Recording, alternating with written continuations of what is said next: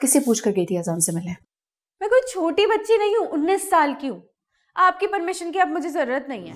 कानून भी मुझे इजाजत देता है मैं जिससे चाहे शादी करूँ, जैसे चाहे अपनी जिंदगी जीऊँ।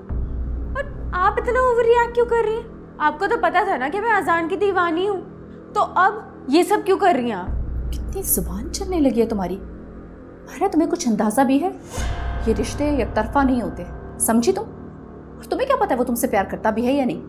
अब तो वो मुझसे प्यार करने का सोचेंगे भी नहीं। आपने इतनी जो बेइज्जती कर दी है, अब तो वो कभी मुझसे मिलने भी नहीं आएंगे।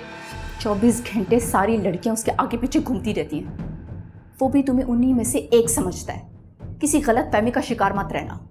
वो तुमसे सिर्फ इसलिए मिला क्योंकि वो जानता था कि तुम मेरी बहन हो।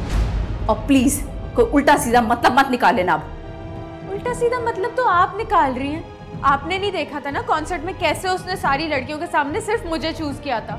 आज आप नहीं आती ना तो इतनी गड़बड़ी नहीं होती। वैसे आप मुझे ये तो बताएं, आपको इतनी प्रॉब्लम क्यों हो रही है?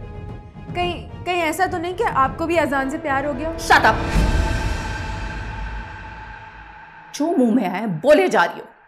कुछ तमीज भी है तुम्हें कि नहीं? आप मेरी माँ नहीं है, ठीक है ना? आप मेरी शादी के फैसले नहीं कर सकती।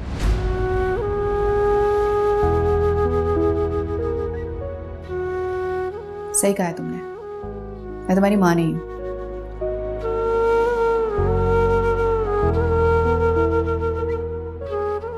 वैसे अम्मी की तबीयत कैसी है?